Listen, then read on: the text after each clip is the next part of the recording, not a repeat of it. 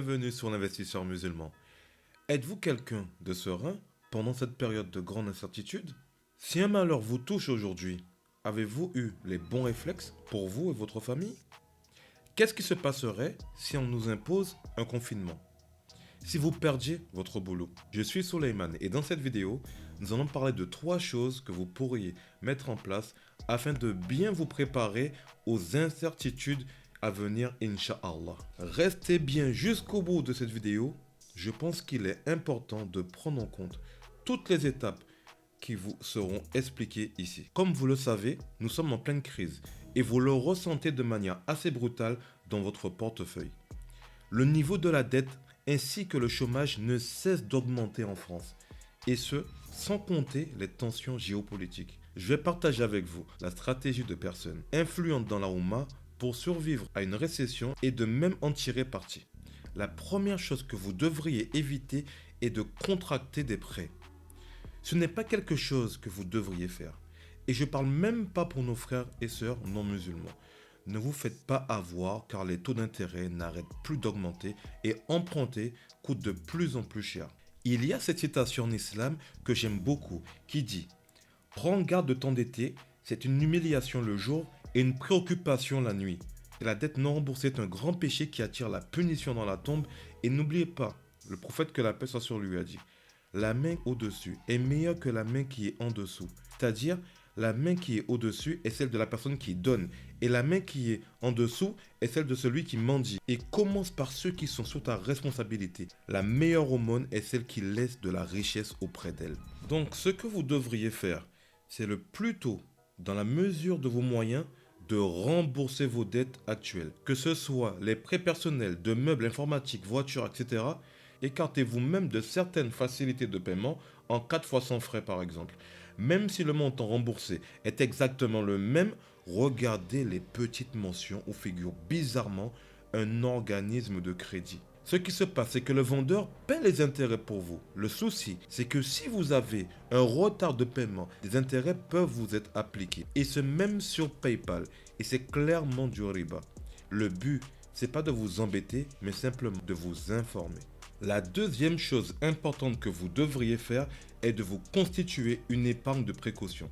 Mettez de côté l'équivalent de 3 à 6 mois de vos charges mensuelles et si vous êtes un auto-entrepreneur, économisez 6 mois de charges afin de pouvoir continuer votre activité en cas de problème. Durant cette période de récession et de hausse record du taux de chômage, les indicateurs sont en rouge et vous devriez vous protéger et je vais vous dire comment. Allah vous préserve. Mais imaginez que vous veniez à perdre votre travail. Votre épargne sera sûrement pour vous une bouée de sauvetage. Ce n'est pas de l'argent investi qui est bloqué en bourse ou en immobilier. Beaucoup d'entre vous sont sûrement dans une tontine.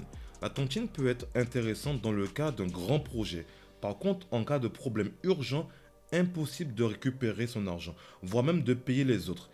Et là, c'est le début des problèmes. Le but de ce fonds d'urgence, c'est d'avoir à disposition et facilement votre argent et en plus, vous apprenez à être discipliné avec le concept de l'épargne. Le troisième point est de savoir garder la tête sur ses épaules. Ne vendez pas en panique lors de la chute du marché boursier. Le marché chute et se relève. C'est comme ça, il y a des cycles. Ne paniquez pas et ne vendez surtout pas. C'est la pire décision que vous pourriez prendre. Allah dit, il se peut que vous ayez de l'aversion pour une chose alors que c'est un bien pour vous. Et il se peut que vous aimiez une chose alors que c'est un mal pour vous. Il y a tellement de personnes qui perdent la tête et deviennent même fous. Ça arrive même à des personnes qui sont soi-disant intelligentes et qui investissent depuis de longues années. Le livre de la psychologie de l'argent en parle très bien. Si l'on sait comment avoir de l'argent, combien en avoir n'est plus qu'une question d'exécution. Le marché est toujours remonté après une crise, que ce soit en 79, en 2000 avec la bulle Internet, en 2008 ainsi que celle du Covid. Si vous regardez les graphiques, et la vérité est souvent dans les graphiques, la tendance du marché boursier est à la hausse et ce depuis de nombreuses années. Notre pire ennemi, c'est nous-mêmes. Le seul vrai combat à mener est en nous. Vous avez compris l'importance de vous échapper de l'esclavage de la dette. Vous avez constitué un fonds d'urgence. Maintenant, il est temps de passer à l'étape supérieure. Comme je vous l'ai déjà dit lors d'une précédente vidéo, les profits se font à l'achat et non à la vente. La plupart des fortunes se sont faites pendant les périodes de crise. Si vous aviez acheté lors de la bulle immobilière de 2008, vous auriez doublé, voire triplé vos gains. Et c'est pareil pour la bourse et les crypto-monnaies. Cela va peut-être à contre-courant de ce que vous pensez, mais c'est le meilleur moment pour investir. Voilà ce que dit Warren Buffett. Ayez peur quand tout le monde est enthousiaste et soyez enthousiaste quand tout le monde a peur. En gros, c'est de la psychologie. Vous n'êtes pas un mouton. Démarquez-vous de la masse et reprenez le contrôle de votre esprit. C'est marrant que quand c'est les soldes, tout le monde court acheter des choses qu'ils n'ont même pas besoin. Mais quand c'est pour acheter des choses qui ont fait leur preuve et qui mettent de l'argent dans votre poche, là, il n'y a plus personne. Investissez de manière régulière avec un DCA, Dollar Cost Average. C'est une façon d'investir de manière régulière à une période précise et sur le long terme. Il y a un lissage car vous investissez peu importe si le marché baisse ou monte. Vous en avez rien à faire et vous dormirez sûrement mieux. Vous devez rester dans le coup. C'est ça l'investissement. Il faut toujours faire partie du jeu et ne pas en sortir. Tant que vous ne vendez pas, vous ne perdez pas. Ce sont des pertes latentes et pour vous couvrir, rien de mieux qu'un ETF qui couvre plusieurs secteurs, voire zones géographiques. Pour terminer, augmentez continuellement vos compétences. Gardez votre CV à jour et constituez-vous un réseau.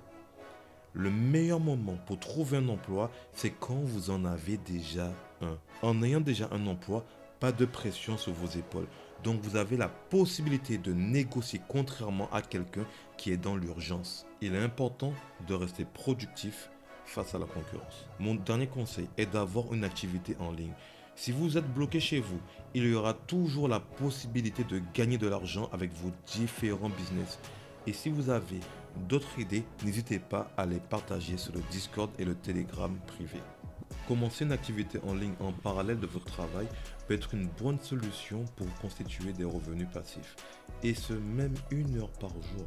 Si vous voulez vous lancer sur YouTube sans expérience ou si vous avez déjà une chaîne mais qui stagne, je vous donne une stratégie simple pour trouver une niche, trouver une idée de script ainsi que des conseils pour le montage vidéo. Et ce sans montrer votre visage. J'espère que cette vidéo vous a plu et si c'est le cas, n'hésitez pas à vous abonner pour ne pas louper les prochaines. Que la paix soit sur vous. Salam alaikum.